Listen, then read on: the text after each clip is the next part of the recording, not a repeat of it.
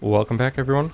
Incredibly fast leveling, clearing nightmare dungeons 10 plus levels above you without any ancestral gear, dealing massive damage from safety, soloing the world tier 4 capstone early, and doing any content in the game easily are just some of the things that Bone Spear can do. The gameplay you're watching is a combination of the world tier 4 capstone and a tier 21 nightmare dungeon, completed with no ancestral pieces of gear below level 70, and it's easy.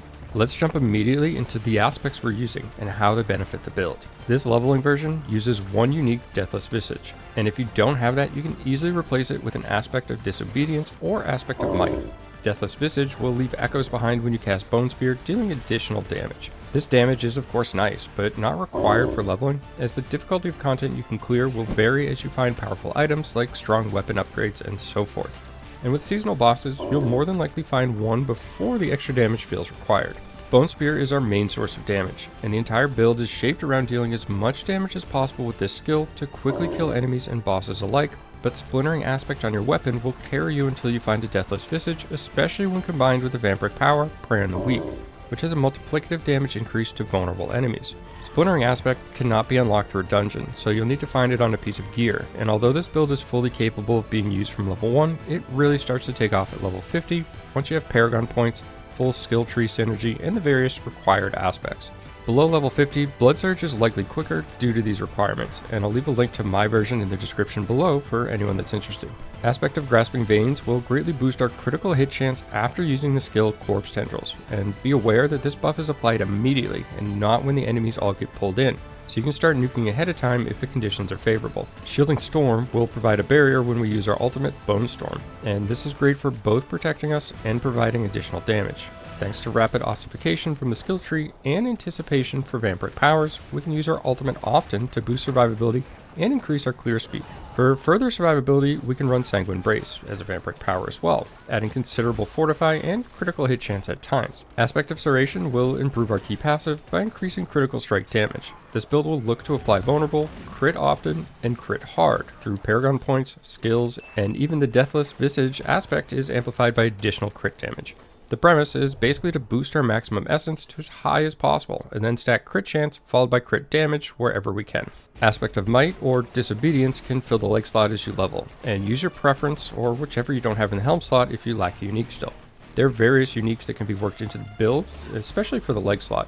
However, at this stage, the damage reduction from these aspects is more beneficial. It's also important to chip away at the seasonal quest and Blood Harvest to unlock all your Vampiric powers, including Metamorphosis, which will greatly enhance Tybalt's Will, a unique for the leg slot, if you choose to use those later on. Regardless, you'll want Metamorphosis for the unstoppable it provides since we don't otherwise use one in the build. The Vampiric power Metamorphosis is useful for more than just the unstoppable. It'll also provide essence regeneration if we pair this with Tybalt's Will, so overall this is a great pickup whether or not you're using unique or legendary aspect in this slot. Bone Prison doesn't have anything affecting it in terms of aspects, but we do take it in the skill tree, and it's worth mentioning you can hit the key binding a second time to drop the prison. You don't always have to wait the duration out, depending on the situation. It's useful if you trap yourself inside accidentally without any evade charges, or you're just trying to keep moving and it blocks your way. There are several useful aspects for boots, with Windstriker aspect being the best given how high our critical hit chance is, and is unlockable through a dungeon as a bonus. However, it's somewhat flexible and you can replace this one if you prefer another, but this is definitely the one that I would recommend. On the rings, Aspect of Torment will increase our essence regeneration for more damage output, and Aspect of the Expectant gives us another boost to damage, fairly regularly as we'll use Hemorrhage somewhat often in the leveling process. The fifth, and so far unmentioned Vampiric power, is actually pretty flexible. Hemomancy is a solid choice for leveling to keep solid health regen, but Moonrise, Ravenous, Undying, and Domination all have benefits as well. We won't be using minions in this build, and we'll choose these bonuses for sacrifices. These can all be seen on the link to D4 builds in the description, along with the Paragon board set up to this point. Feel free to leave any comments or questions you have about them, but it's far easier for many players to just copy these areas of builds, so instead let's just jump into the skill tree choices. Acolyte's Hemorrhage is the preferred choice because we'll often have full Fortify even without choosing the Initiate's option. 5 points in Bone Spear and 3 points in both Unliving Energy and Imperfectly Balanced to boost our maximum essence and the damage of Bone Spear. 1 point in Hewed Flesh, and this is mainly to help provide a corpse at bosses so that we can use Corpse Tendrils for the additional crit chance it provides and get more burst damage. Dreadful Bone Prison because we don't need the vulnerable Ghastly provides. This gives Bone Prison solid utility, trapping mobs, caging yourself, generating essence and fortify, a single point in Grim Harvest to give access to 3 in Fueled by Death for increased multiplicative damage after Corpse Tendrils. 3 points in Amplified Damage, and regardless of which curse you use, they're both viable, especially during the leveling process. Abhorrent Decrepify will become the better choice as you get higher level, but Enhanced Iron Maiden is great for low levels to help generate essence, and gives you 1 free skill point to place anywhere else on the board that you like. Death's Embrace and Death's Reach add multiplicative damage sources that we'll get enormous benefit from, so put 3 points in each of those. Plagued Corpse Tendrils, this will ensure targets pulled in are vulnerable so we can make quick work of them. 2 points in Serration, or potentially 3 if you took Iron Maiden, and 3 points in both Compound Fracture and Avulsion. More critical hit chance and multiplicative damage. By now, you can probably see why the damage is so high with this build, given all the multiplicative sources. 1 point in Rapid Ossification, and it's really all you need to keep things available when you want them in terms of cooldowns. Supreme Bone Storm provides damage on its own, but the damage reduction and large critical hit chance buff are amazing for our build. 3 points in both Standalone and Memento Mori, which are standard choices for any non-minion build. Ossified Essence furthers our damage while Essence is high, and our Paragon Tree will help replenish and raise our maximum value to get more benefit from this as we level higher. That covers the build setup for now, and I'll continue to update this build as we close in on level 100, and then make an endgame version as well. Alright, let's go ahead and talk our way through a couple minutes of gameplay here, and you'll see that the build is relatively safe, even though these enemies are more than 10 levels ahead of me. So this is a less than favorable dungeon for this build as well, but I think that gives it a good opportunity to kind of show the build off. And you'll see just how much damage I do, and the experience bar is going to move pretty rapidly. Here I've chosen to actually put the enemies in the Bone Prison, but you could also drop Bone Prison on yourself and prevent the enemies from getting to you. The option is really yours depending on the situation.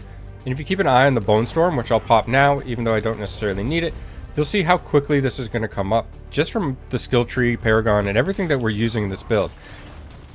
Going to drop a Bone Prison here just to add some protection.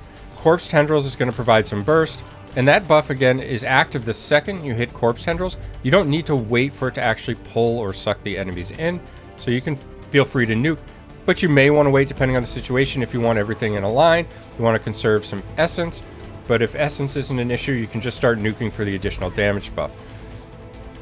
And let's go ahead and take out one of these keepers as well. So there's some frost on the ground. I'm going to back up just for safety there. And all I need is 1 corpse on the ground. Then I can tendrils. And this is an example there of what I meant by waiting for it to pull everything in and then using your bone spear. It just conveniently lines everything up for you to burst them all down at once. And overall, you'll use less essence that way. And now I'm going to just pop Bone Storm just to increase my clear speed. I've already gained another Paragon point here, and you'll see the experience is just flying through with this build because we're able to clear so much higher, and I don't even have an elixir active. Alright, we've fast forwarded up to the boss here, and I just wanted to mention here that you have Decrepify as well, and that provides not only a damage reduction, but it's going to be a damage boost as well because of the skills we've selected. I'm going to get in the boss's face here, and just trying to time his reappearance to pop that Bone Storm as he comes out and also get some additional damage. And you'll see early stages before I've really got the damage scaled, I do need to use Hemorrhage a bit to kind of generate the essence back, and you'll have to do that at times versus elites as well. But overall, it's really no struggle at all to get through. And overall, like I said, the experience is just incredible. For this one Nightmare dungeon, we actually gained 5 Paragon points. So every single time we run a dungeon, we're just going to be boosting our character's power tremendously, and you'll see that I've got a long way to go with these glyphs because I've just started getting into this content on this particular character. As always, thanks for taking the time to watch, and have a great day.